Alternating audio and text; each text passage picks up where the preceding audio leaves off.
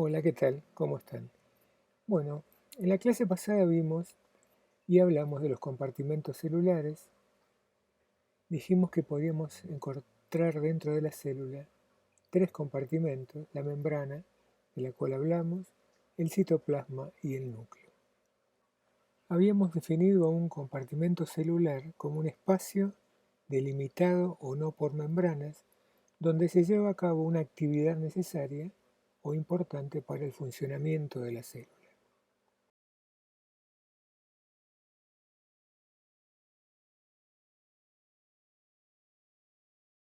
Vamos a ver ahora el segundo compartimento que mencionamos, que es el citoplasma, que como vimos estaba dividido en el hialoplasma y los orgánulos celulares. Vimos también que el hialoplasma estaba formado por el citosol y el citoesqueleto. El citosol es una parte acuosa del hialoplasma, es muy compleja y tiene una gran variedad de solutos, algunos de ellos de gran tamaño molecular, otros coloidales, siendo el componente principal el agua, que llega casi a un 85%. Los solutos en su gran mayoría son proteínas con función enzimática, proteínas que van a formar moléculas estructurales. También encontramos aminoácidos, monosacáridos, nucleótidos, etc. El citosol es un lugar muy importante porque en él ocurren la gran parte de las reacciones químicas, metabólicas, que necesita la célula para su funcionamiento. Y después el otro componente de lo que llamamos como hialoplasma es el citoesqueleto, una estructura muy compleja de la que vamos a hablar al final de este teórico de hoy.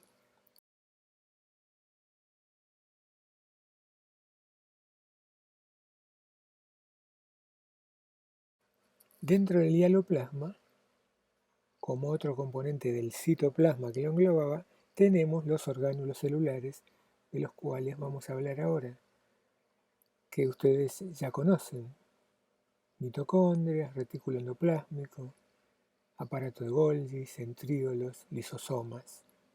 Vamos a ir hablando de cada uno de ellos y vamos a hablar de sus funciones y de su estructura.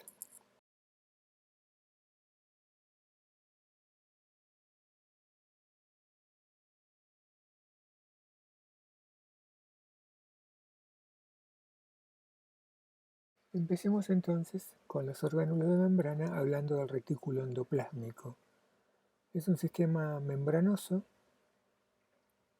cuya estructura está formada por una red de sáculos o sacos aplanados o cisternas, otros sáculos globosos, también llamados vesículas, y tubos sinuosos que se extienden por todo el citoplasma, se encuentran fundamentalmente rodeando el núcleo y comunican con la membrana nuclear externa. Dentro de los sacos del retículo endoplásmico, dentro de los sacos aplanados, existe un espacio que se llama lumen, que almacena las sustancias. Existen, y vamos a ver ahora, dos tipos de retículo endoplásmico.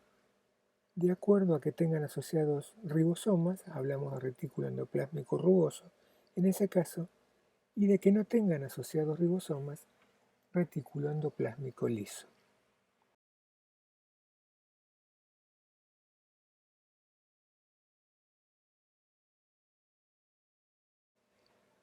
El retículo endoplásmico provee a las células de una gran superficie para que se produzcan reacciones químicas.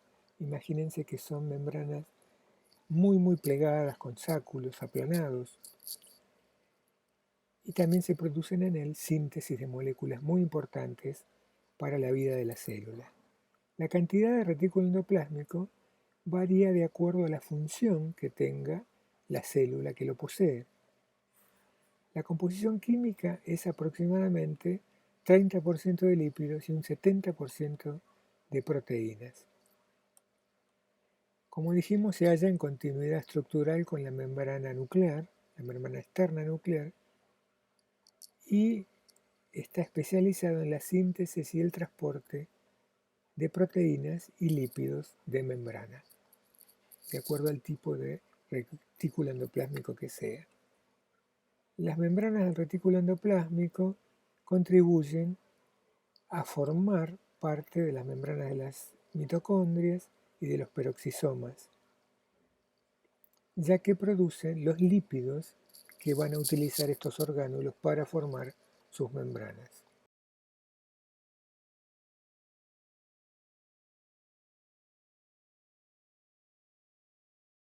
En el retículo endoplásmico se produce un continuo traslado entonces de membrana y contenidos especiales en distintas regiones de la célula.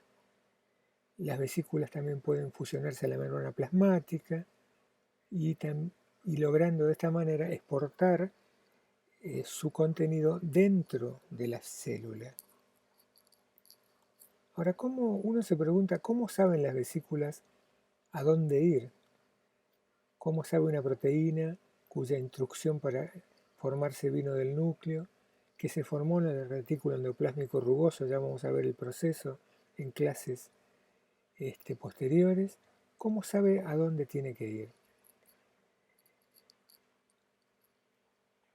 Los investigadores en los últimos tiempos han descubierto que ciertas proteínas insertadas en las membranas funcionan como especie de, entre comillas, etiquetas postales que especifican la dirección a la que se envía un saco y su contenido.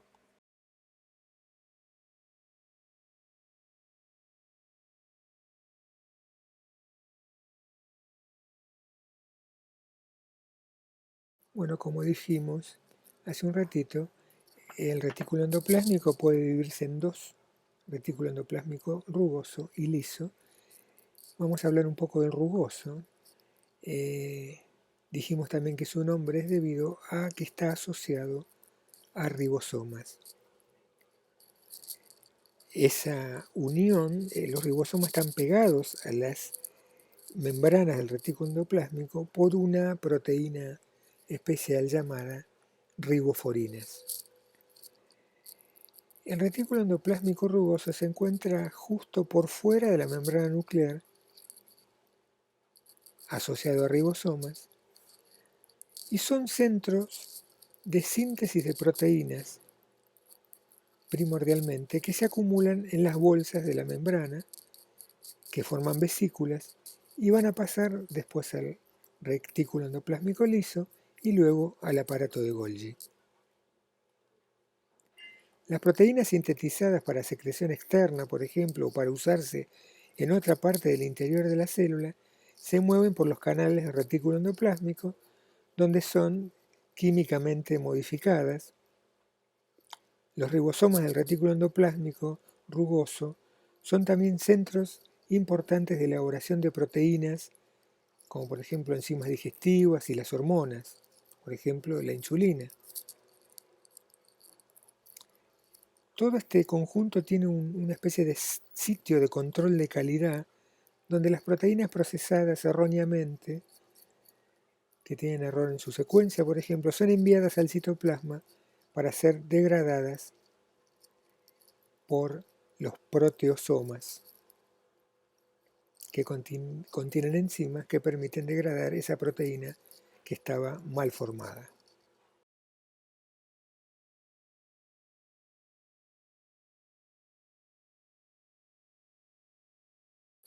Por lo tanto, podemos decir que entonces un componente primordial del retículo endoplásmico rugoso son los ribosomas.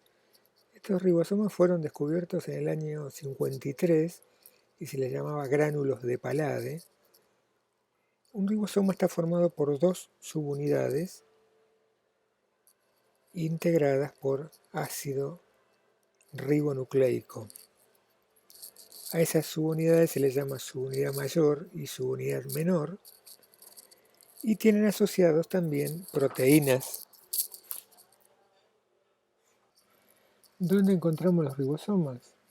Además del retículo endoplásmico rugoso? Bueno, puede haber libres en el citoplasma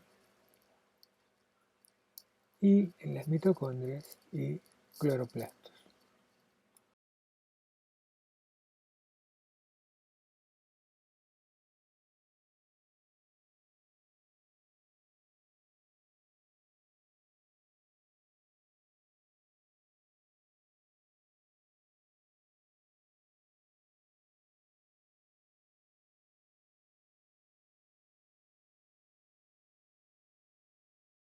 En esta diapositiva vemos en sentido inverso a las agujas del reloj las funciones principales del retículo endoplásmico rugoso: síntesis de proteínas, glicolizaciones, o sea, adición de un carbohidrato a una proteína, son una vía de transporte celular y sirven para acumulación de productos.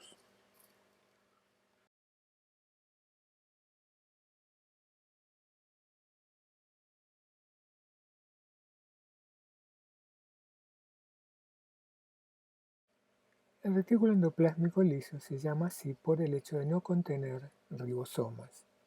Se encuentra a continuación del retículo endoplásmico rugoso y es muy importante su intervención en el metabolismo de los lípidos. Participa también en la biogénesis o formación de la membrana y en porcentaje está en menor proporción que el retículo rugoso generalmente.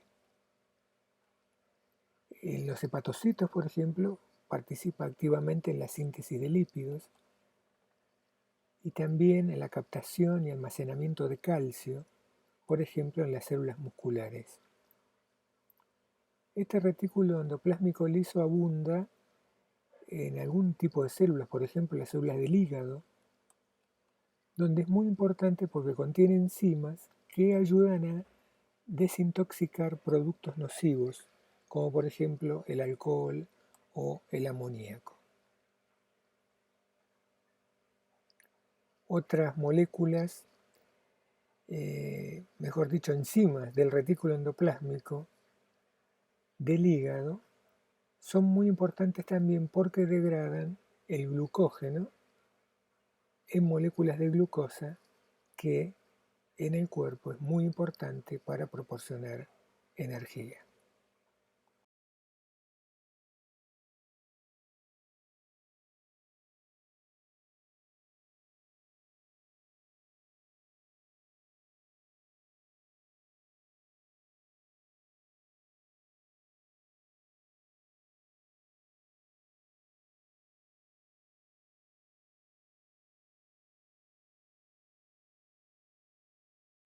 En esta diapositiva repasamos entonces las principales funciones del retículo endoplásmico liso, en el sentido contrario a las agujas del reloj: síntesis de lípidos, detoxificación de sustancias, desfosforilación y almacenamiento de glucosa y reservas de calcio, es decir, producir reservas de calcio porque interviene el metabolismo.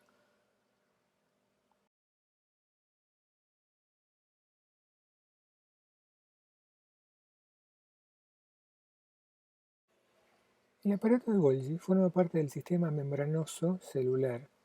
Está formado por una estructura de sacos aplanados o cisternas, también llamado dictiosoma, acompañado de vesículas de secreción. Se sitúa próximo al núcleo y en células animales rodeando al centríolo.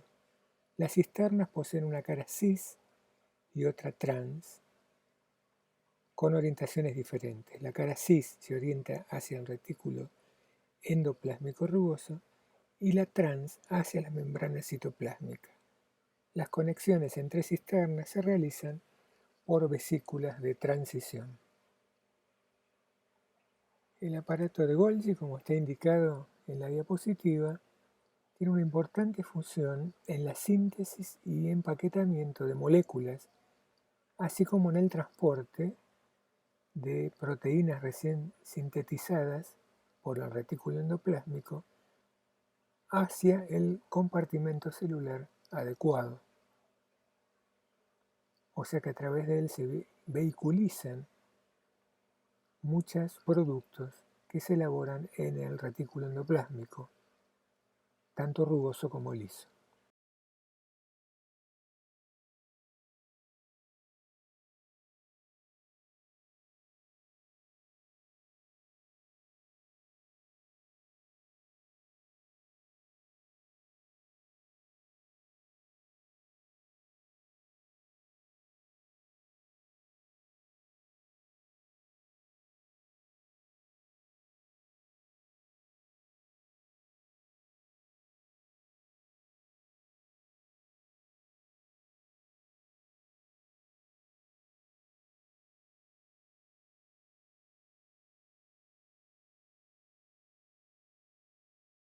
En el video que sigue vamos a ver, en realidad es una animación, cómo funciona el aparato de Golgi y cómo los productos que provienen del retículo endoplásmico rugoso y liso son transportados y transformados al nivel del Golgi. Presten atención a los subtítulos, es un video que está en inglés pero tiene subtítulos en castellano. Aprovecho esto para decirles que durante los trabajos prácticos que vamos a empezar a desarrollar esta semana, vamos a utilizar muchos videos y algunos de ellos están en inglés. Recuerden siempre de activar los subtítulos dentro de YouTube y ponerlos en español para que no tengan problema con los videos que están en otro idioma.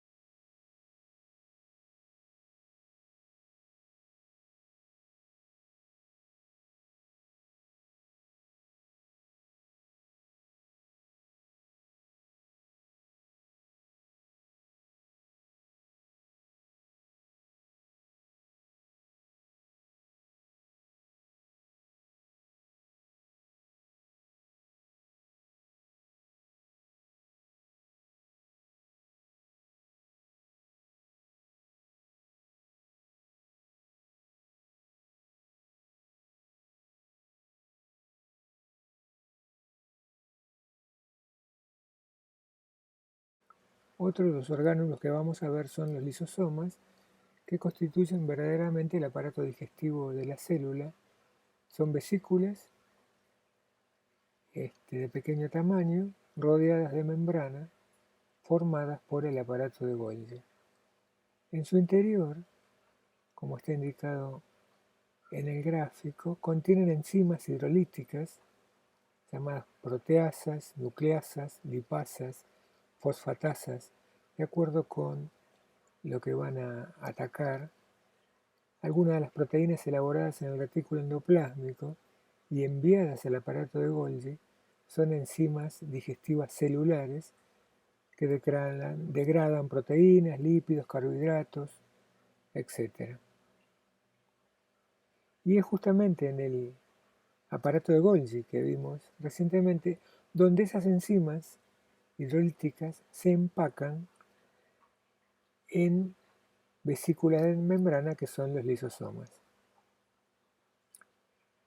Una de las funciones importantes de los lisosomas es digerir partículas alimenticias. Esas partículas que digieren pueden ser proteínas mal formadas, como también mencionamos, o pueden ser también microorganismos completos. Muchas células, como vimos, incorporan por fagocitosis sustancias grandes, englobándolas dentro de una vacuola, y a esa vacuola van a acudir lisosomas que van a volcar sus enzimas dentro de esa vacuola alimenticia. ¿Cómo lo hacen? Bueno, reconocen esa vacuola y se fusionan con ella. En ese momento, al fusionarse, el contenido de las dos vacuolas se mezclan y luego de eso las enzimas del lisosoma empiezan a trabajar. Degradan los alimentos en moléculas pequeñas, es decir, lo degradan transformándolos en aminoácidos, monosacáridos, ácidos grasos, es decir, los digieren. Los lisosomas también digieren organelos gastados o defectuosos que se engloban dentro de una vesícula del retículo endoplásmico, que después se fusiona con los lisosomas para poner en contacto esos organelos que hay que destruir con enzimas digestivas. Luego de eso las enzimas se liberan en el citoplasma, donde pueden volver a reutilizarse en otros procesos.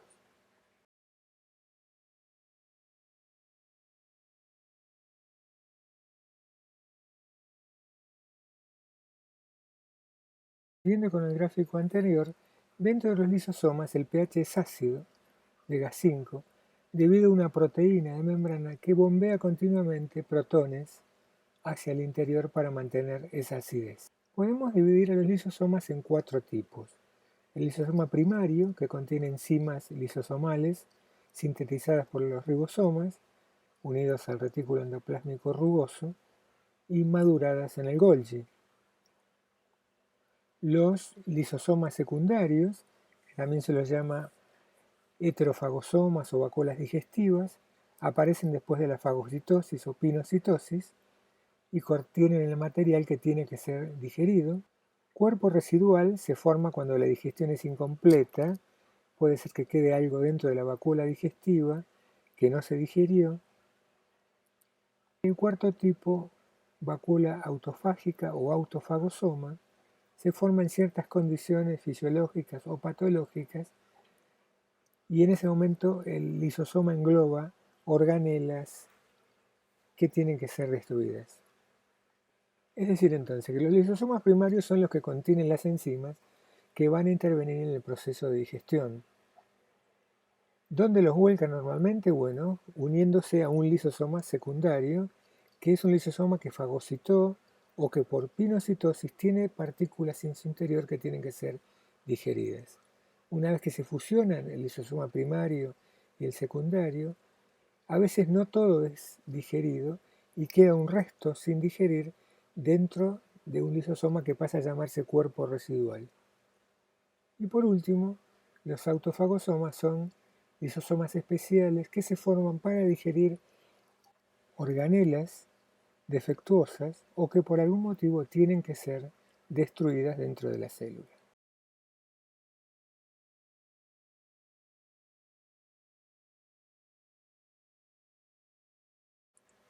En la siguiente animación vamos a ver cómo actúa un lisosoma primario y secundario.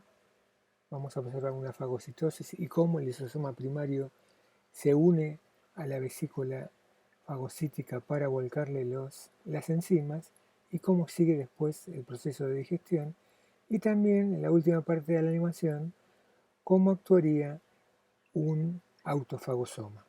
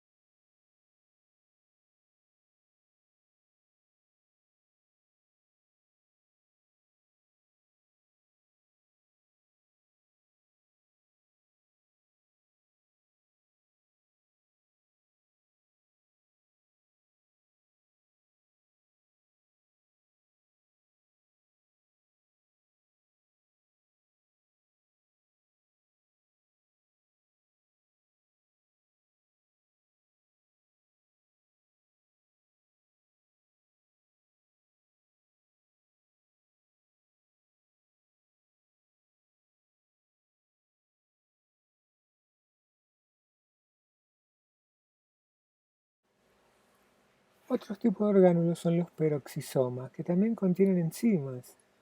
Tienen una membrana bicapa lipídica y una zona cristalina con enzimas en su interior. Son vesículas entonces que contienen enzimas oxidativas. Estas enzimas se llaman catalasas y oxidasas, que van a participar, por ejemplo, en la degradación de ácidos grasos, formando peróxido de hidrógeno, que luego después es degradado. Y de ahí, por esta acción de formar peróxido de hidrógeno, se los conoce como peroxisomas. Estas organelas también intervienen en la desintoxicación de etanol en las células hepáticas y en otras cosas como el metabolismo de los radicales libres, en una parte del proceso de síntesis del colesterol, en la formación de ácidos biliares, en el catabolismo de los ácidos grasos, por ejemplo.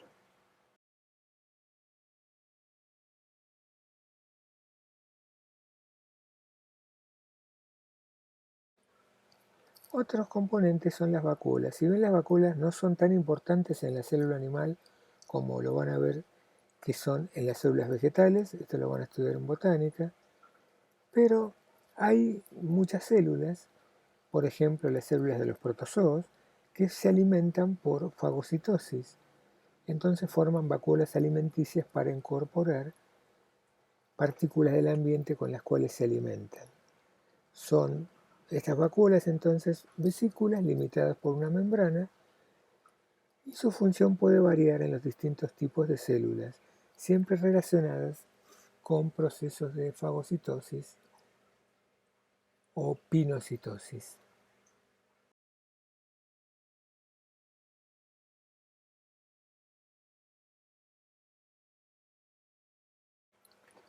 Las vacuolas contráctiles son un tipo muy particular de vacuolas. Están presentes, por ejemplo, en protistas o protozoos de agua dulce. Por lo que vimos de la osmos, si se acuerdan, el agua tendría a ir de una zona de menor concentración a una de mayor concentración de soluto. Entonces, cuando un protozoo se encuentra en agua dulce, hay tendencia a que se incorpore agua dentro de la célula y estas vacuolas contráctiles están continuamente eliminando agua. Son vacuolas que tienen canales especiales que van juntando agua de la célula dentro de una vesícula central y cada tanto se contraen eliminando ese agua afuera de la célula.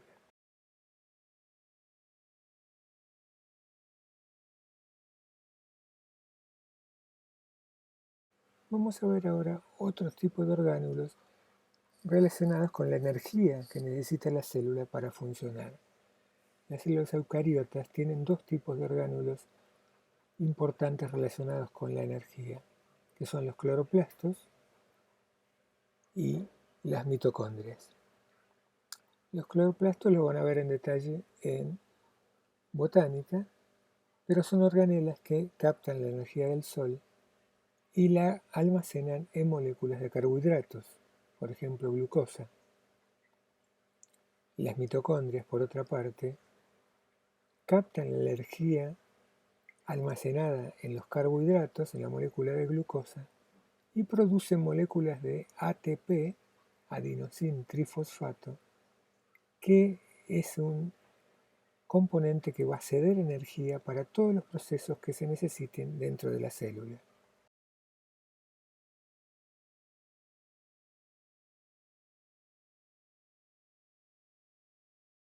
Las mitocondrias son fundamentales en las células eucariotas para manejar la energía dentro de la célula. Toda célula requiere un suministro continuo de energía para elaborar moléculas y estructuras complejas, para adquirir nutrientes de su entorno, para expulsar los desechos, para moverse, para reproducirse. Todo necesita energía. Y las mitocondrias captan esa energía más almacenada en las moléculas de glucosa, un carbohidrato, produciendo, como dijimos en la diapositiva anterior, el ATP, que es básico para ceder energía en todos esos procesos que mencionamos.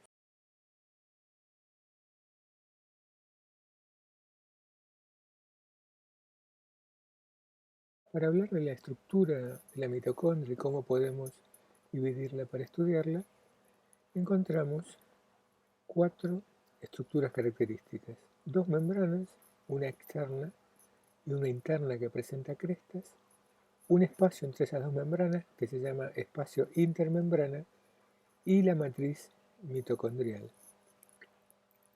La mitocondria está entonces limitada por 2 membranas, la membrana mitocondrial externa y la membrana interna. Estas membranas definen 2 compartimentos internos, el espacio intermembrana, situado entre ambas, y la matriz mitocondrial, que es un lugar amplio en donde se encuentran muchos de los componentes más importantes de la mitocondria. Vamos a repasarlos ahora en la próxima diapositiva.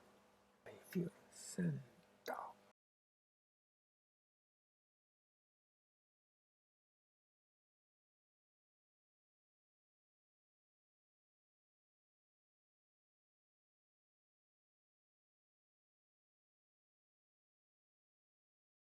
Repasamos en esta diapositiva entonces de esos 4 componentes los 3 más importantes en relación a la cantidad de cosas que contienen para el funcionamiento de la mitocondria.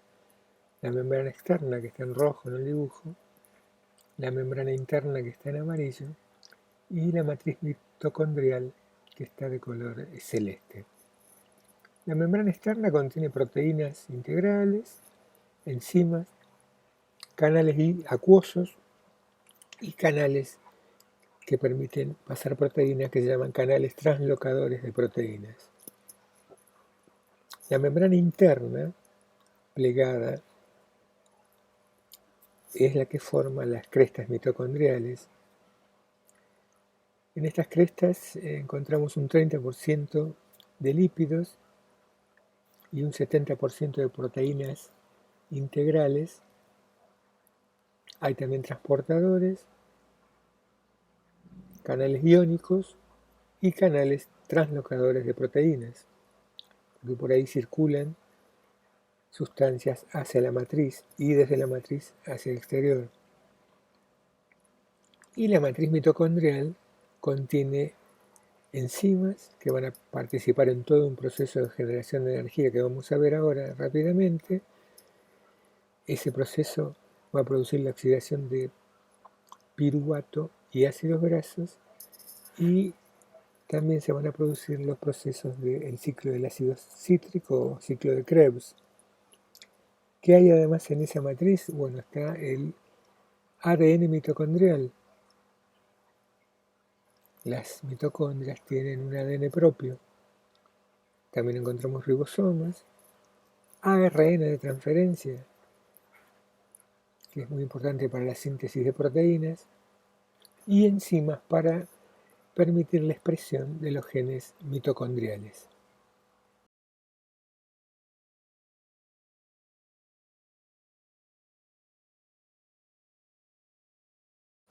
Aquí vemos una mitocondria al microscopio electrónico de transmisión, donde se pueden evidenciar fácilmente las membranas externa e interna, las crestas mitocondriales. gránulos en el interior. La mitocondria es muy importante para todo el proceso de generación de energía de la célula. A partir de diferentes procesos, que también se llaman vías metabólicas que involucran las mitocondrias, se puede describir o estudiar la importancia que estas mitocondrias tienen para la célula y por ende para los organismos. El metabolismo que se realiza en la mitocondria es un metabolismo de tipo aerobio o aeróbico, que significa que tiene que realizarse en presencia de oxígeno. Los mecanismos que se producen en la mitocondria para generar energía en forma de ATP son el ciclo de Krebs o ciclo de ácido cítrico y otro proceso que se denomina fosforilación oxidativa, que comprende dos pasos aparte complementarios que son la cadena de transporte de electrones y la cadena respiratoria. En estos procesos, a partir de una sustancia llamada acetil-CoA, se producen una serie de reacciones que van a dar el producto final, que es la liberación de energía en forma de ATP. En este proceso están involucrados muchos productos y enzimas intermediarias que no vamos a ver. Y yo quiero exclusivamente que sepan el concepto de qué es lo que produce la energía, pero no exactamente el proceso paso por paso.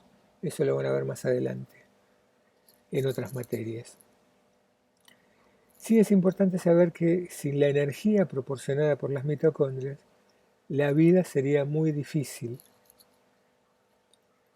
E incluso cuando se producen algunos problemas que reducen la generación de ATP, eso se traduce en patologías originadas por las mitocondrias que se llaman enfermedades mitocondriales.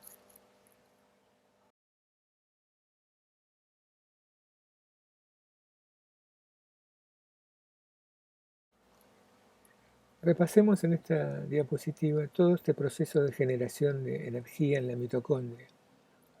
Todo comienza arriba, a la izquierda, con la glucosa. ¿Y de dónde viene esa glucosa? Bueno, es sintetizada por los cloroplastos que se hallan en células eucariotas vegetales. Esa glucosa tiene que ser degradada para producir energía en todo un proceso que se llama glucólisis, proceso que va a terminar con la formación de moléculas de alta energía, que son el ATP, adenosín trifosfato, y otra que se llama NAD, que es un dinucleótido de nicotinamida y adenina, y estas moléculas se van a producir en un proceso aeróbico, en presencia de oxígeno, o en algunos organismos en un proceso anaeróbico, ausencia de oxígeno, que se denomina fermentación. Entonces, las células degradan la glucosa en el citosol, donde están las mitocondrias, mediante reacciones bioquímicas llamadas en conjunto glucólisis, que dan como resultado la división de la molécula de glucosa de 6 átomos de carbono en 2 moléculas de ácido pirúvico que presenta 3 átomos de carbono cada una. Este ácido pirúvico que se forma es muy importante porque se introduce a través de las membranas mitocondriales.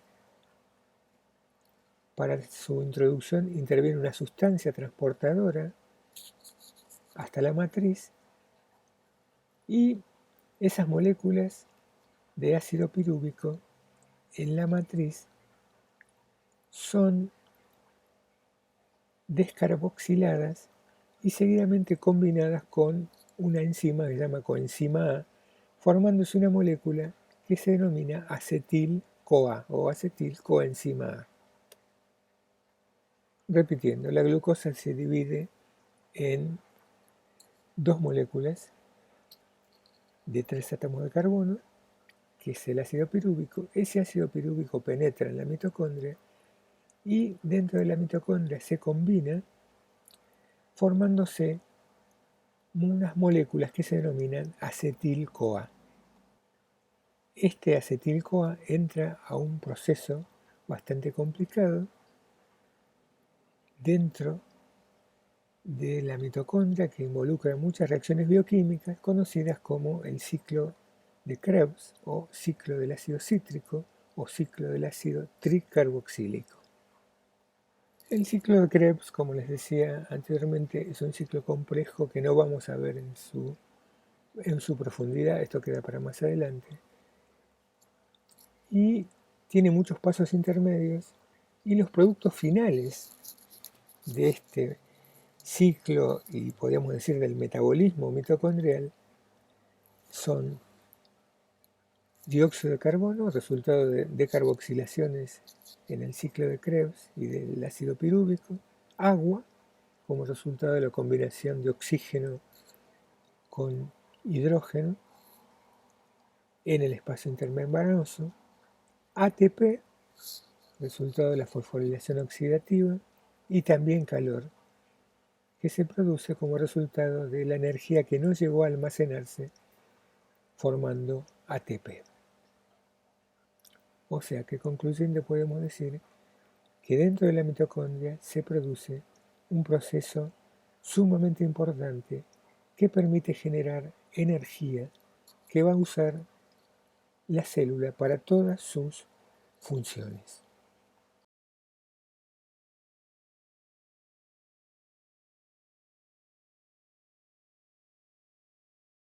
En los últimos años se ha estudiado mucho el papel de las mitocondrias en muchas enfermedades,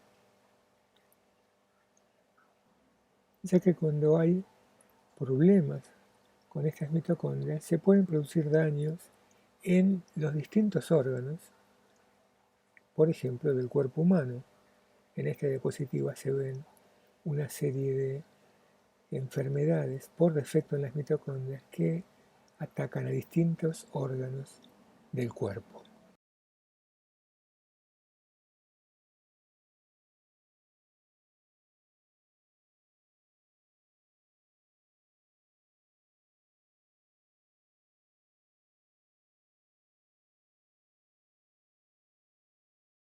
Por lo anterior, es decir, por el conocimiento de todas esas enfermedades mitocondriales, el estudio de la fisiología y el funcionamiento de las mitocondrias se profundizó muchísimo, por ejemplo, en el caso de la cardiología, ya que son muy importantes para las insuficiencias cardíacas.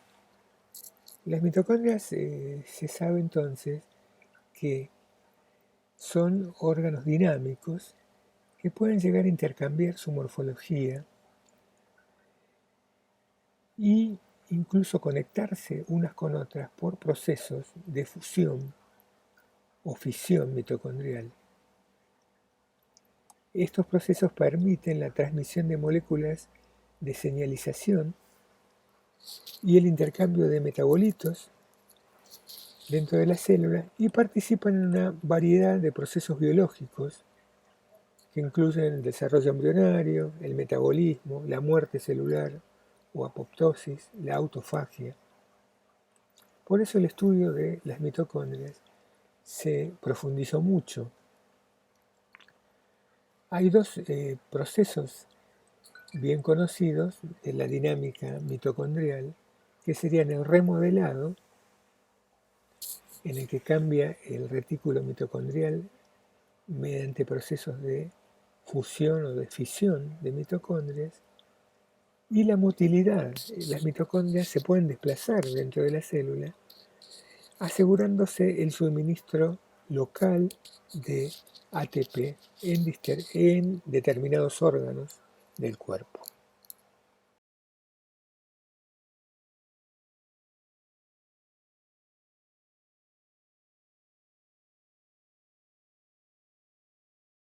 Como dato curioso vamos a ver esto que les voy a contar ahora sobre algún tipo de enfermedad mitocondrial. Las enfermedades mitocondriales que tienen un origen genético, o sea que provienen por genes específicos, tienen una forma muy particular de transmitirse. ¿Por qué? Porque las mitocondrias vienen exclusivamente de la madre. Ya lo vamos a explicar esto un poco mejor cuando veamos el proceso de fecundación, pero en la fecundación el espermatozoide exclusivamente usa su cabeza, donde está el núcleo con ADN, que es el que penetra en el óvulo, entonces pierde sus mitocondrias. Y cuando se forma el huevo o cigota, las únicas mitocondrias que tiene el nuevo embrión son las que aportó el ovocito, es decir, la célula materna. Entonces, como se ve en la figura, cuando hay un problema mitocondrial, todos los hijos, toda la descendencia puede estar afectada porque viene exclusivamente por la madre.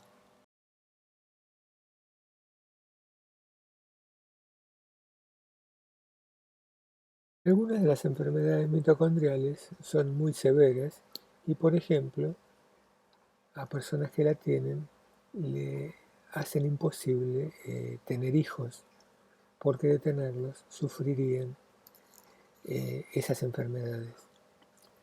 Por eso recientemente les traje esta diapositiva para una noticia de hace unos 2 años en que se autoriza en Gran Bretaña lo que se llamarían hijos de 3 padres.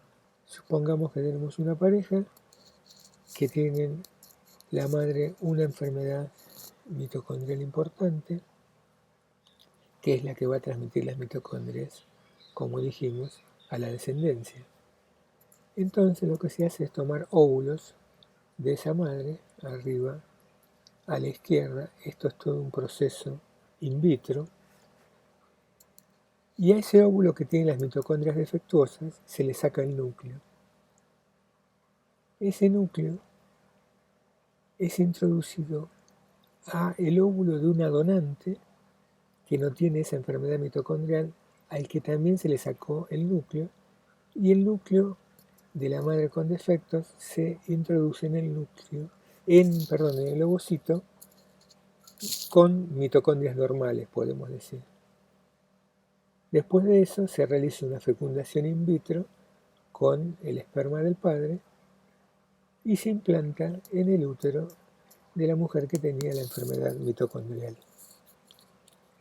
Es un tratamiento novedoso que tiene algunas dudas, como todo nuevo tratamiento. Sobre todo la duda que tienen los investigadores es si existe, que todavía no se conoce, algún tipo de diálogo, entre comillas, entre el ADN nuclear de la madre y que va a estar en el óvulo y el ADN mitocondrial de la donante.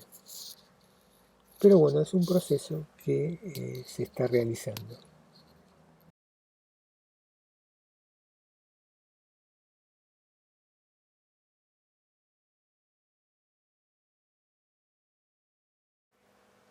Siguiendo con el estudio de los compartimentos celulares, que es lo que estamos haciendo, vamos a hablar ahora del citoesqueleto, una parte, como habíamos visto, del hialoplasma.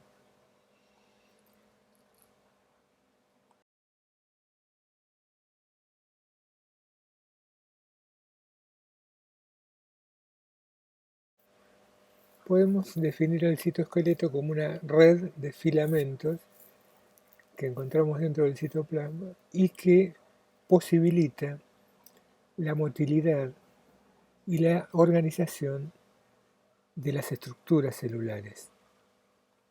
En la foto vemos unas células que se llaman fibrocitos en un microscopio de fluorescencia, donde se pueden divisar una serie de microfilamentos y microtúbulos que son parte componente de este citoesqueleto.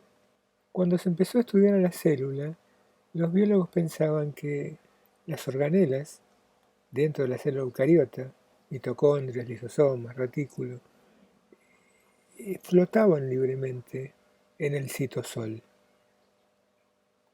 Pero a medida que se fueron mejorando las técnicas de microscopía, las técnicas de coloración, y fundamentalmente con la microscopía electrónica, se vio que el citoesqueleto es una red muy complicada de fibras que se extienden a lo largo de todo el citoplasma y desempeña un papel fundamental en la estructura y actividad de la célula.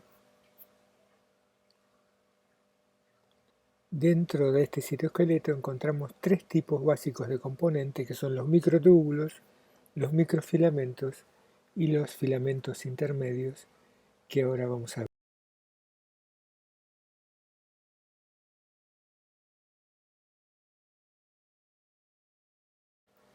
Esta diapositiva la incluí porque un poco muestra cómo se fue estudiando y comprendiendo la función del citoesqueleto.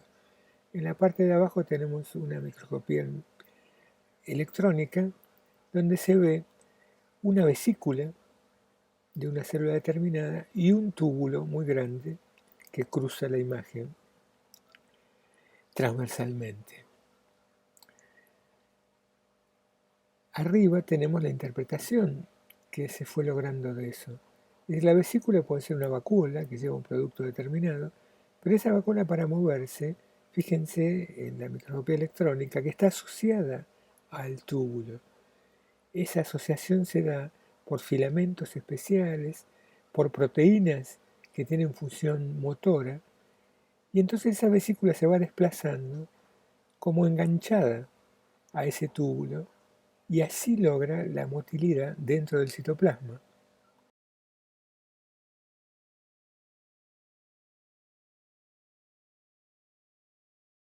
Como dijimos anteriormente, el citoesqueleto está formado entonces por tres tipos de componentes, que de menor en tamaño a mayor serían los microfilamentos de actina, de alrededor de 6 nanómetros, los filamentos intermedios, que miden de 7 a 11 nanómetros, y los microtúbulos, los más grandes, que llegan a 22 nanómetros.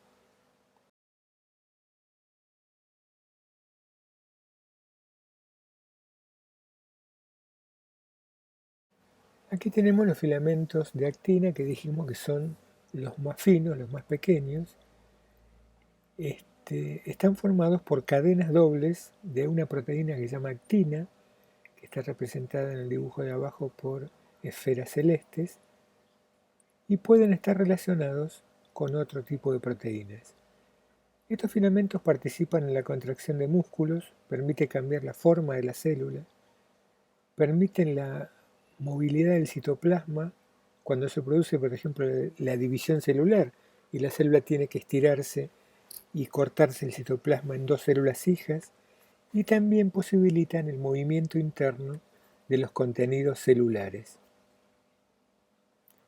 Estos filamentos están íntimamente relacionados con filamentos de otra proteína que se llama miosina, permitiendo el movimiento celular. Efectivamente, estas dos proteínas, la actina y la miosina, están presentes en todos los organismos vivos, en animales, por ejemplo, en todos los procesos de movimiento o de movilidad.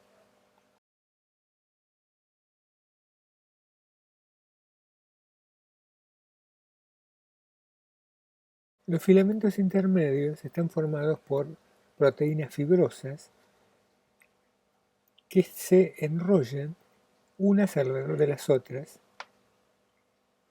y se unen en grupos de A4 en general. Estas proteínas varían según la función y el grupo celular. Su principal función es estabilizar la estructura celular y ayudar a mantener su forma. Algunos filamentos intermedios ayudan en la unión de células vecinas y otros se relacionan con la lámina nuclear. También estos filamentos intermedios sostienen la membrana plasmática y aseguran o afianzan varias organelas.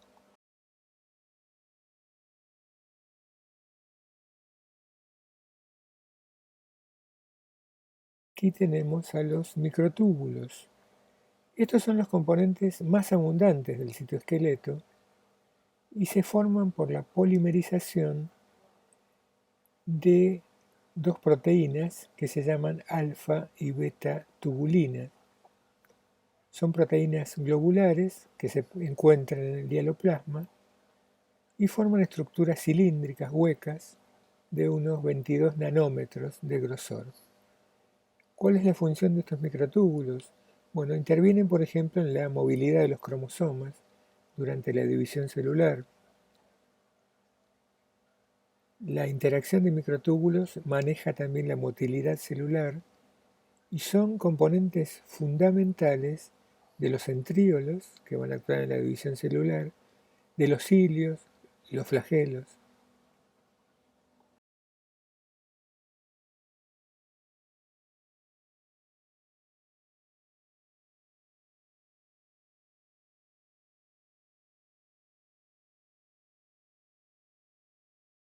Vamos a ver en esta diapositiva y hablar un poquito de los centrosomas y los centríolos, que están formados entonces por estos elementos del citoesqueleto. En las células animales, los microtúbulos crecen desde un centrosoma, que es una región que se encuentra a menudo cerca del núcleo y se la reconoce como centro organizador de los microtúbulos. Estos microtúbulos presentan y le dan a la célula una resistencia a la compresión, y dentro del centrosoma hay un par de centríolos. En la parte de abajo de este gráfico está ejemplificado un corte de esos centríolos y se ven claramente que cada uno está compuesto de 9 conjuntos de tripletes de microtúbulos, formando un anillo. Antes de que las células animales se dividan, los centríolos se replican.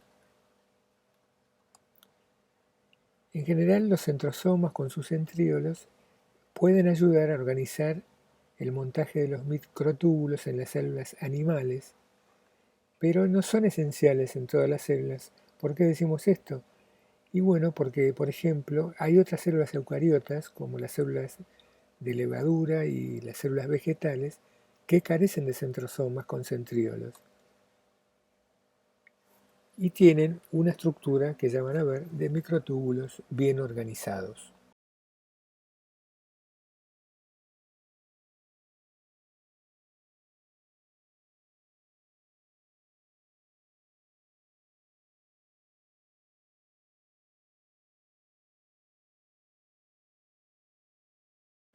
En esta diapositiva vemos en forma diagramática cómo está organizado entonces el centrosoma. Ahí está unido, dijimos, o localizado normalmente cerca del núcleo y está rodeado por un material pericentriolar. Es una zona amorfa que rodea a la parte central del centrosoma, que es donde están los centríolos. A esos dos centríolos que se encuentran en la parte central se denomina normalmente diplosoma y están dispuestos perpendicularmente. Y después de ahí surgen del centrosoma las llamadas fibras de Laster, que son una serie de microtúbulos que se proyectan radialmente y que van a tener un papel muy importante, por ejemplo, en la división celular.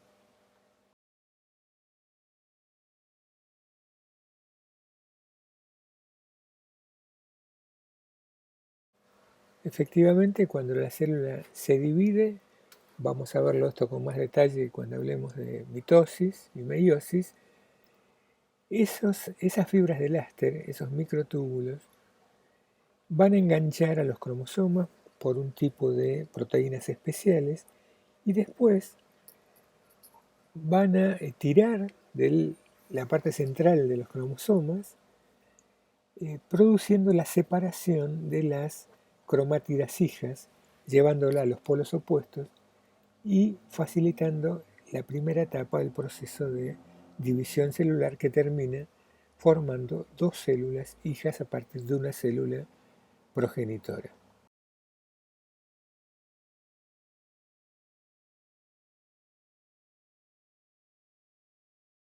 Vamos a hablar ahora un poco de características que tiene la parte externa de la célula, la superficie celular, que presenta muchas especializaciones relacionadas con la función que tiene que cumplir esas células.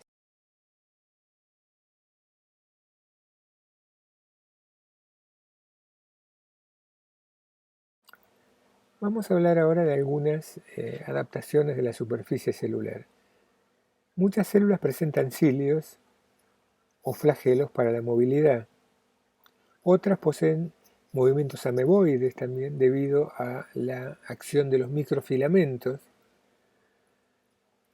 Además, las células pueden tener uniones complejas entre ellas que facilitan la adhesión cuando forman tejidos, por ejemplo, o microvellosidades en las partes libres para favorecer los procesos de absorción celular.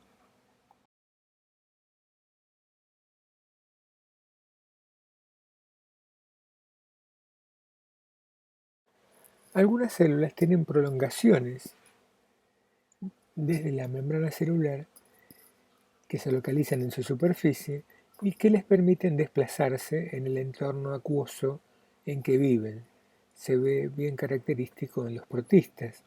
Estas prolongaciones se denominan cilios si existen en gran número y son de pequeño tamaño en general, o flagelos si tienen una longitud similar o superior a la de la propia célula, apareciendo en este caso en pequeños números.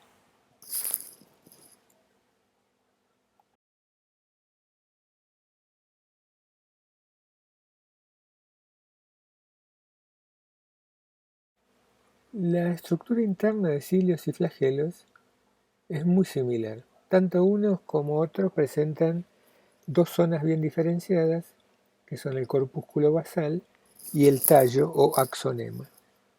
El corpúsculo basal se localiza bajo la superficie celular, sería lo que forma la raíz del cilio o del flagelo, y tiene una estructura idéntica a la de los centríolos, es decir, se trata de un cilindro hueco cuyas paredes están formadas por 9 tripletes de microtúbulos, 9 por 3.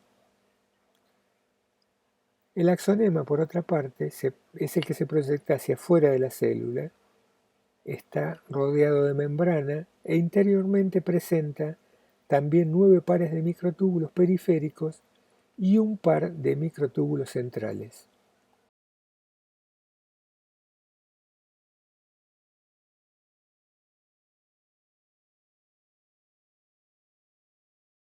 En esta diapositiva tenemos en detalle la estructura del axonema, que como dijimos es la parte libre del cilio o el flagelo, está rodeado por membrana e interiormente dijimos presenta entonces 9 pares de microtúbulos periféricos con un par de microtúbulos centrales.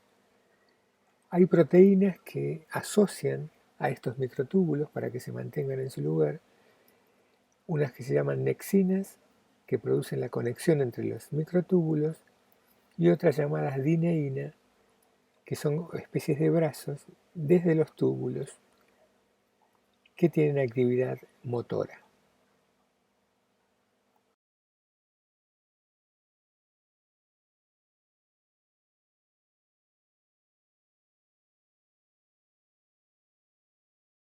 En esta otra vemos por ahí un poco con mayor detalle el corpúsculo basal, que está formado de una forma idéntica a la estructura de los centríolos, es decir, un cilindro hueco con paredes que presentan 9 tripletes de microtúbulos.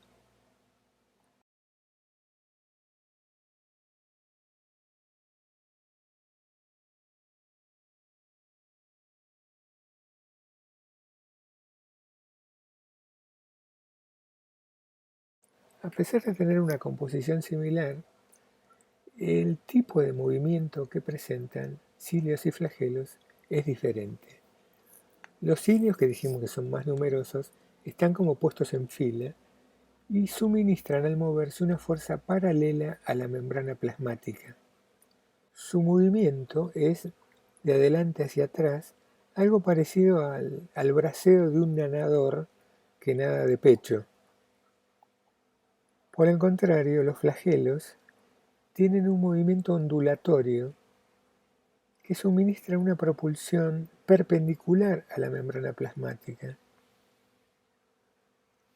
Esta es la manera que, por ejemplo, en un espermatozoide, el flagelo al moverse lo impulsa hacia el frente.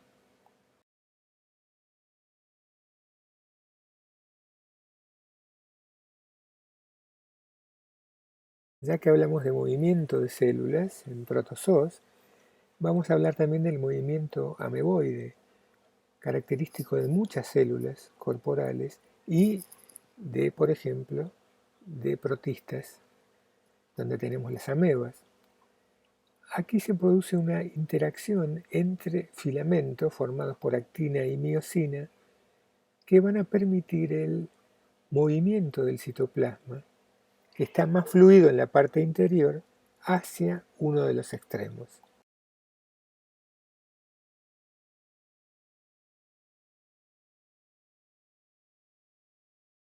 Otro tipo de especialización de las superficies celulares son las microvellosidades. Son pequeñas prolongaciones en la superficie de las células, en forma de dedo, que aumentan muchísimo la superficie de contacto de la membrana plasmática con la superficie. Están muy desarrolladas en células que realizan un activo proceso de absorción de nutrientes, por ejemplo, en el sistema digestivo. Las microvellosidades pueden ser observadas perfectamente al microscopio electrónico y su presencia posibilita y aumenta muy efectivamente las capacidades de absorción de cada una de las células que las poseen.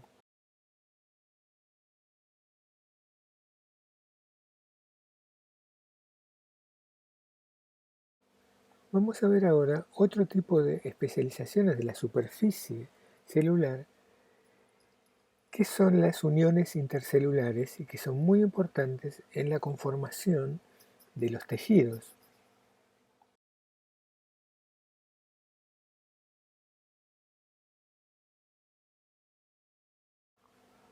Podemos clasificar a las uniones intercelulares en tres tipos: oclusivas, adherentes, divididas a su vez en bandas de adhesión, desmosomas puntiformes o hemidesmosomas, y uniones celulares comunicantes.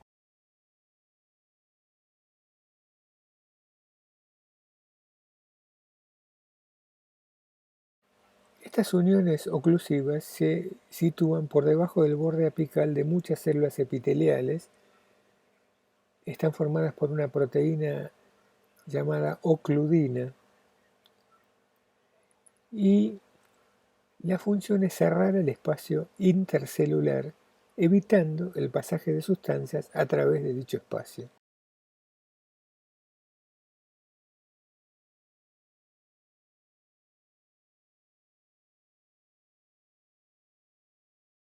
Vamos a ver ahora las uniones intercelulares oclusivas adherentes, que pueden ser de tres tipos: banda de adhesión, desmosomas y hemidesmosomas.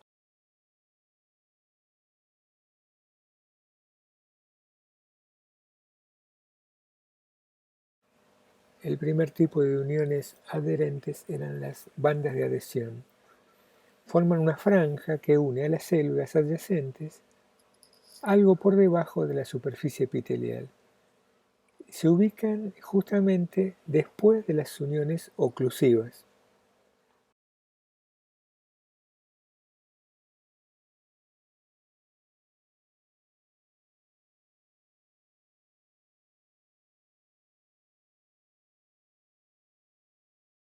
El otro tipo de uniones adherentes son los desmosomas. Hay distintos tipos. Vamos a ver un ejemplo que son los desmosomas puntiformes. Son estructuras en forma de botón que por la existencia de diferentes proteínas mantienen unidas a las células epiteliales. Las dos células se mantienen así unidas por una serie de filamentos proteicos que cruzan el espacio intercelular que queda entre las dos células, que es de cerca de 24 nanómetros. En esa zona en la que se unen las dos células, en ese botón que es el desmosoma, hay entonces una serie de proteínas. Hay una placa citoplásmica densa, los electrones, y hay varias proteínas intermembrana, como las caderinas, desmogleínas, desmocolinas, desmoplaquinas y placoglobinas. Y son muchos nombres, pero bueno, recuerden ustedes que es una unión puntiforme en el que intervienen varias proteínas que van a permitir mantener una estrecha adhesión entre dos células vecinas.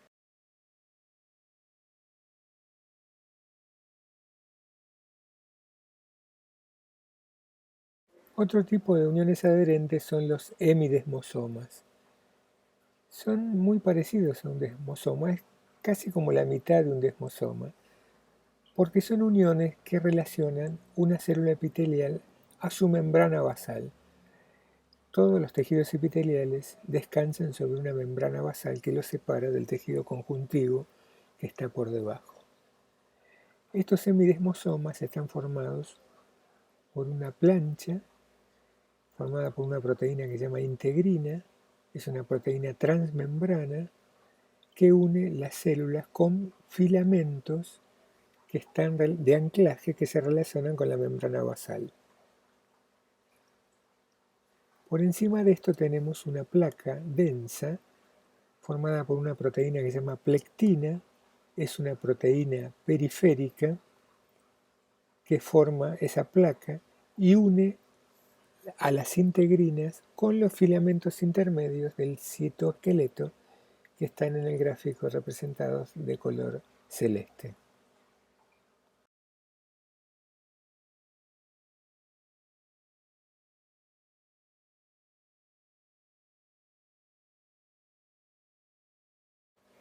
Y el último ejemplo que vamos a ver de uniones intercelulares son las uniones intercelulares comunicantes.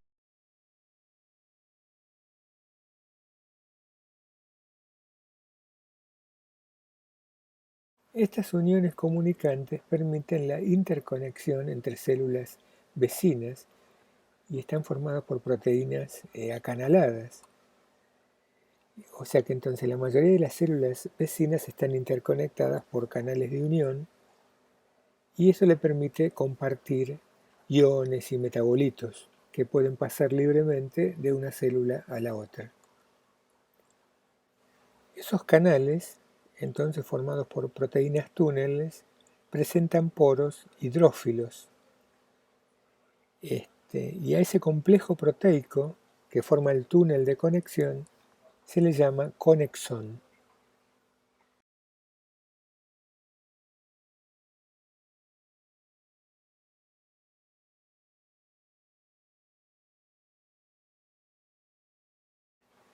Para ir ya terminando, vamos a hablar del último compartimento celular que nos faltaba.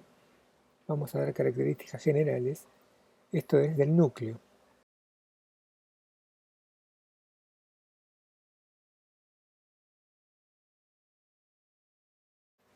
En esta diapositiva tenemos un resumen de las características del núcleo. Es el centro de control de la célula eucariota. Está rodeado por una membrana doble que se continúa externamente con el retículo endoplásmico, como ya vimos.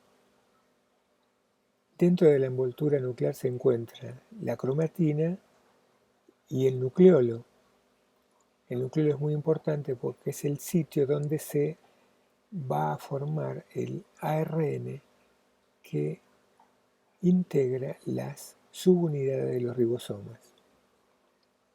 Podemos decir que el núcleo tiene dos funciones fundamentales en la célula: portar la información genética y asegurar que se sinteticen las moléculas complejas que requiere la célula para su funcionamiento.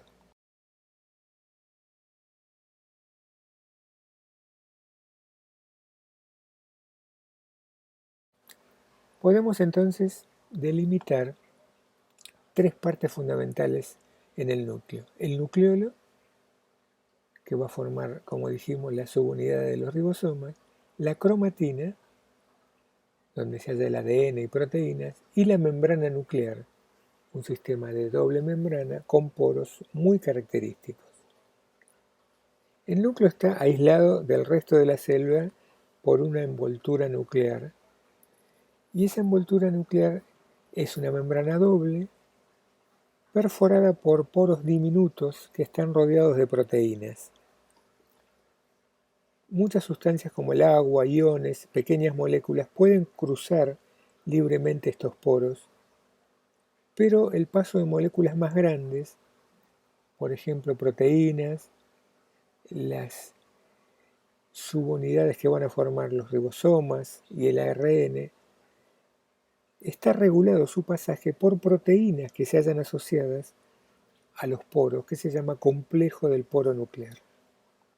Cuando la célula se estudia al microscopio óptico con las coloraciones normales, el núcleo en general aparece de forma oscura. Es por esto que los primeros biólogos, microscopistas, ignoraban la función primordial que tenía el material que estaba dentro del núcleo y lo llamaron cromatina, que significa sustancia coloreada. Con el avance de las investigaciones se aprendió que esa cromatina está formada por el ADN asociado a proteínas y que cuando las células se dividen, los cromosomas que aparecen están formados por esa cromatina, que no es otra cosa que ADN concentrado alrededor de proteínas. Esto ya lo vamos a ver con mucho detalle en el próximo teórico.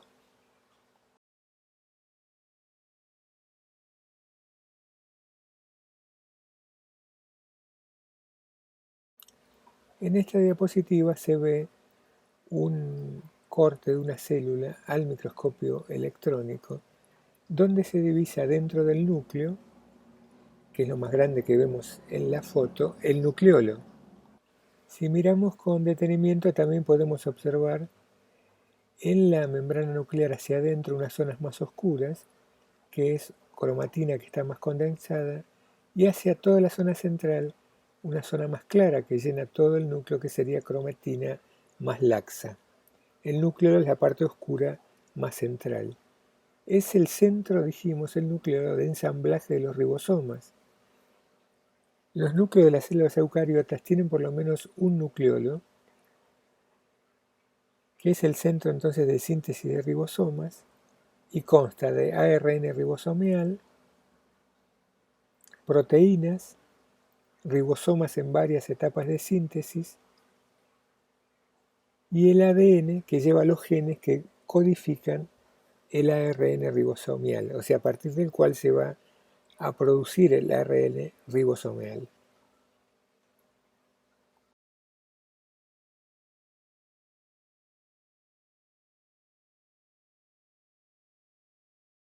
En esta diapositiva tendremos como una interpretación de la foto de la anterior, en que se ve bien el nucleolo, las zonas condensadas de cromatina contra el borde interno de la membrana nuclear, llamadas heterocromatina, y las zonas más laxas, llamadas eucromatina. Cuando uno observa el núcleo en periodo de reposo, esto sería lo que observa, pero cuando empieza la división celular, la cromatina se condensa y forma los cromosomas, y la imagen que tenemos es distinta. Abajo a la izquierda se ve en una célula vegetal esa etapa de condensación de la cromatina formando los cromosomas, que se ven teñidos de rojo.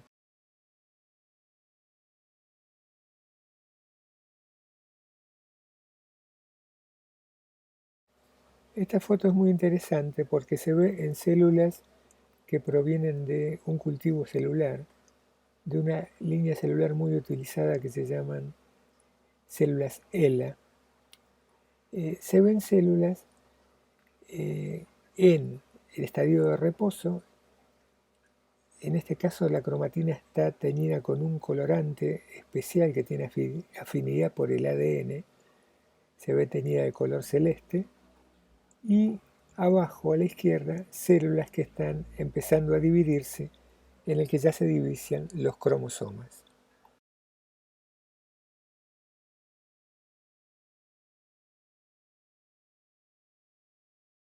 Los cultivos celulares que mencioné en la diapositiva anterior han permitido realizar importantes avances en el campo de la biología. Para ello las células se crean en frascos plásticos especiales con medios de cultivo característicos, y también se agregan antibióticos y ciertas enzimas que permiten un buen crecimiento dentro de estos frascos.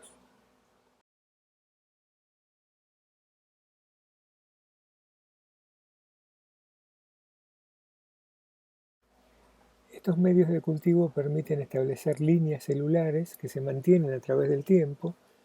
Esta es una imagen de fibrocitos cultivados que permiten y permitieron en el curso y en la historia de la biología realizar grandes avances estudiando las células in vitro.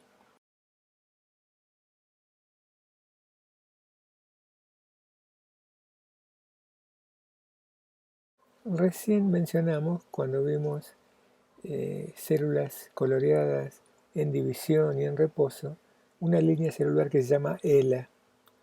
Esta es una línea celular famosa que se obtuvo ilegalmente, podría decirse. Provienen de una mujer afroamericana en Estados Unidos que murió a la edad de 31 años con un cáncer muy agresivo de cuello cervical, de útero. Los médicos que la trataron pasaron un pedazo de ese tumor a unos investigadores porque les llamó la atención lo agresivo que era. De ese pedazo surgió la primera línea celular de esta línea ELA. La señora murió un poco después de ese momento, pero sus células sobrevivieron y siguen aún en cultivo, han dado la vuelta al mundo y han servido para realizar importantes descubrimientos. Hay cerca más de 70.000 artículos científicos publicados que mencionan a estas líneas celulares.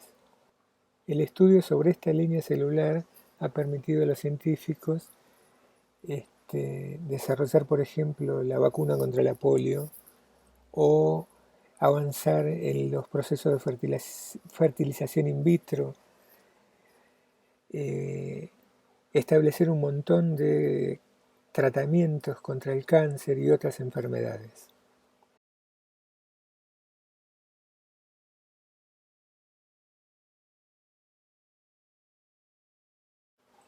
Y ya para terminar, podríamos mencionar qué es lo que uno estudia y observa del núcleo cuando ve células al microscopio óptico.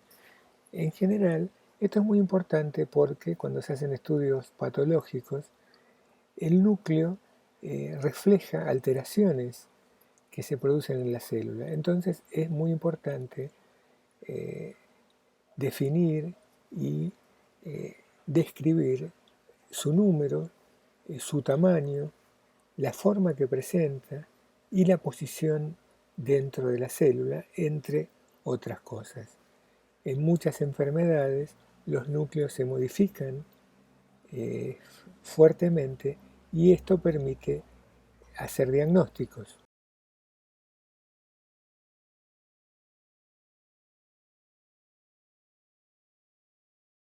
En esta diapositiva se ve dos alteraciones normales de los núcleos en condiciones patológicas. En la parte de arriba estaría un núcleo normal. En la figura del medio, un núcleo condensado, se lo ve deformado, se le llama núcleo pignótico, con zonas de cromatina condensadas en su interior por diversos lugares del núcleo. Y en la parte inferior, un núcleo fragmentado, a esto se llama cardiorréxico, es un núcleo que está como roto en distintas porciones. Las dos últimas figuras se relacionan con patologías celulares. Bueno, con esto terminamos el teórico de hoy, pero si entran al aula virtual de zoología van a ver que hay un teórico más para este día.